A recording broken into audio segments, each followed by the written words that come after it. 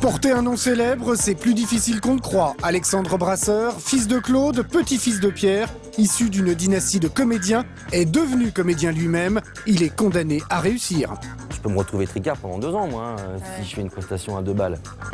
Avec Christopher Stills, c'est sexe, drogue et rock'n'roll. Son père, pop star aux USA, et sa mère, Véronique Sanson, se déchirent. Une enfance tumultueuse, pas facile de trouver son équilibre, ni d'échapper à son destin.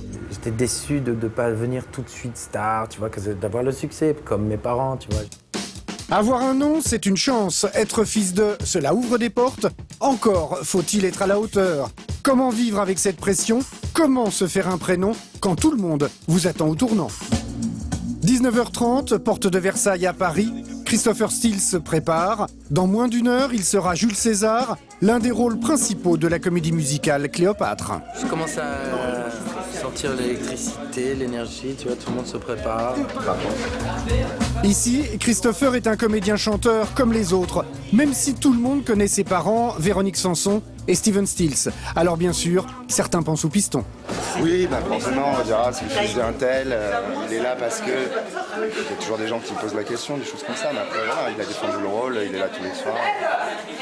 Voilà. Il assure comment? Bien sûr, il assure bien.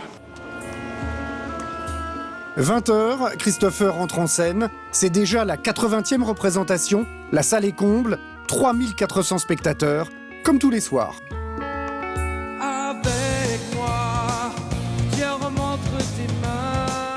La musique, Christopher Stills est tombé dedans tout petit.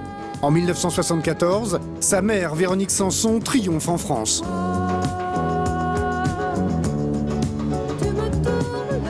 Elle enchaîne les succès lorsqu'elle rencontre son futur mari, Steven Stills, numéro 1 aux USA, avec son groupe Crosby, Stills, Nash & Young.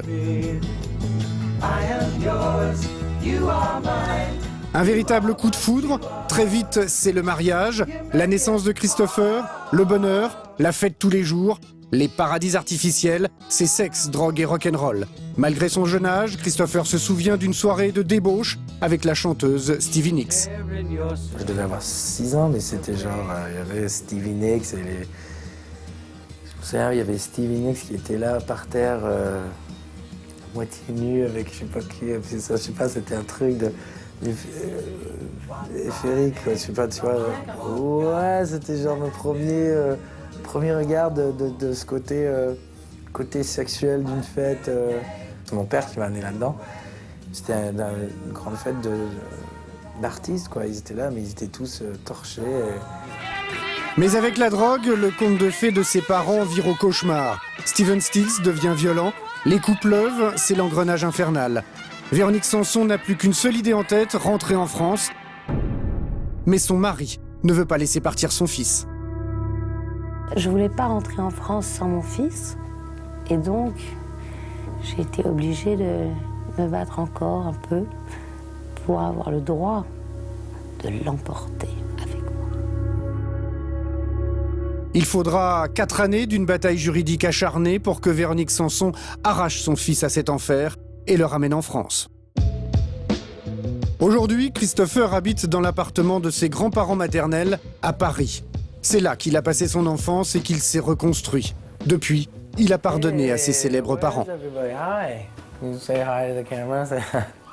Entouré de sa femme Heidi et de ses 2 enfants, il a fondé une vraie famille. Mais au bout du couloir, c'est le passé qui ressurgit. Là, c'était la chambre de sa mère, Véronique Sanson. Là, c'était le lit de ma tante, et ça, c'était le lit de ma mère qui était là. Et vraiment, rien n'a changé, sauf on a repeint tout, on a un peu redécoré, mais... Et aujourd'hui, c'est devenu la chambre de ses enfants.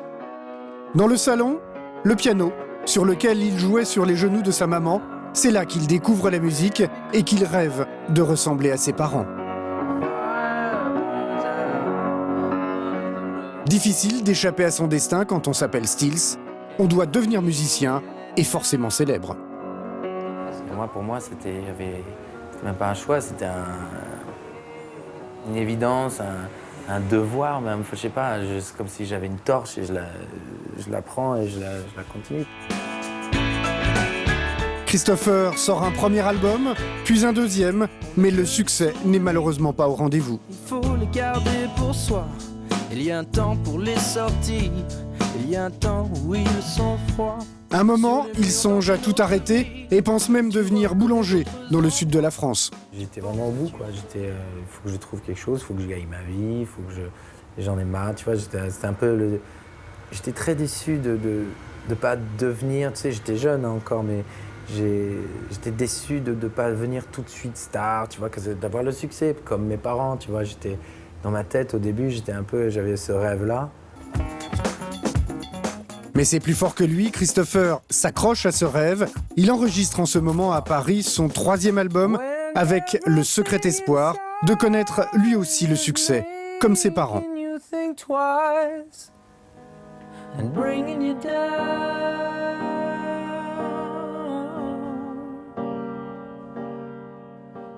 Je suis ma musique où elle va, si tu veux. Donc s'il y a du succès, tant mieux. S'il n'y en a pas, bah voilà. Si tu veux. Mais je fais tout ce que je peux pour en faire en sorte que j'en ai, quoi, du succès. Comme tout le monde. Mais le succès, le vrai, c'est sur la scène du Palais des Sports qu'il va le trouver. Pour le spectacle Cléopâtre, il passe le casting comme tout le monde et il est choisi pour son talent de chanteur, mais aussi de comédien. La comédie, moi j'ai toujours adoré ça, parce que justement c'était pas ce que faisaient mes parents.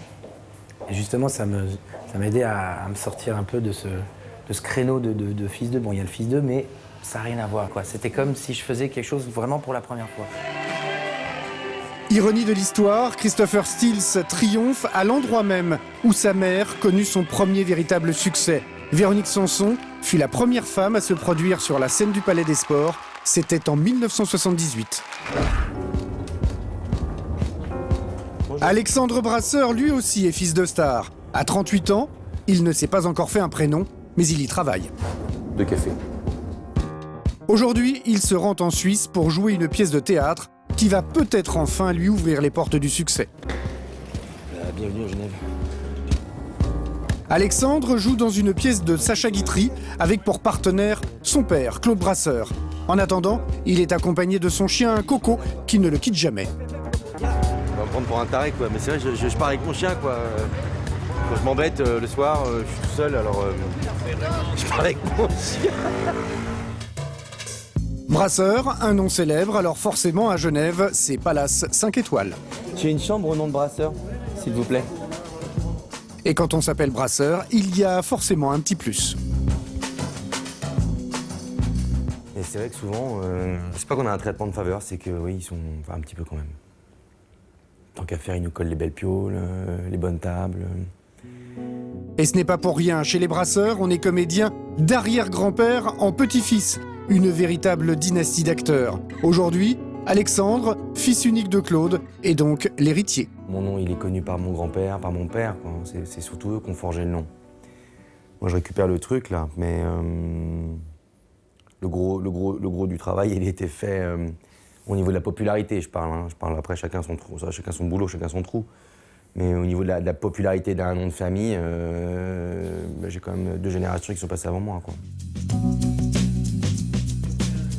Papa, t'as pas de la... Ah bah dis-moi. Depuis sa plus tendre enfance, Alexandre est fourré dans les pattes de son père. Et c'est tout naturellement dans la maison familiale qu'il a côtoyé les grands noms du métier. C'est vrai que mes copains, ça faisait rigoler mon fils, quoi. Il y avait les Depardieu, les Hallyday, les compagnies, et Arditier et autres qui venaient bouffer à la maison, ça rigolait. C'était pas triste, quoi. Il disait, putain, hein, j'aimerais bien rester dans cette famille, quoi. Puis, ben, il a bien fait, quoi. Mais le fait d'appartenir à une grande famille du spectacle, ça peut aussi être un handicap. Ça, c'est mon père et moi quand j'étais bébé. Difficile d'empêcher les comparaisons. On vous attend aussi beaucoup plus au tournant, parce que vous êtes le fils de votre père ou de votre mère. Ce que je trouve d'ailleurs un peu bébête comme réaction, parce que c'est difficile de comparer deux acteurs, un d'un certain âge et l'autre de 38 ans, un qui a 10-15 ans d'expérience, l'autre qui en a 40. Bon. Parce que côté cinéma, pour Alexandre Brasseur, le succès tarde à venir. À 38 ans, il n'a tourné que dans 5 films, et plutôt des films d'auteur. Le chemin est long pour se faire un prénom, et la solution, il l'a trouvée sur les planches. Ce soir, c'est au théâtre Kempinski de Genève qu'Alexandre et Claude Brasseur vont jouer Mon père avait raison, une pièce de Sacha Guitry, 1500 places, à guichet fermé, une star et son fils sur scène, ça marche. Rien ne presse. Pour l'instant, tu aimes et tu es aimé. Alors laisse-toi aller et laisse-toi être heureux. La pièce cartonne, mais cela ne change rien pour Alexandre. Chaque soir au théâtre, c'est la même angoisse. Quand il monte sur scène, il sait qu'il met en jeu la réputation de la famille Brasseur. Alors évidemment, pour un monsieur comme mon père, il a fait la majeure partie de sa carrière, elle est quand même derrière lui. Moi, j'ai ma carrière devant moi, donc je peux me gaufrer et je peux me retrouver tricard pendant 2 ans, moi, si je fais une prestation à 2 balles. Bah oui. Prouver, toujours prouver. Même quand on s'appelle Brasseur, rien n'est acquis.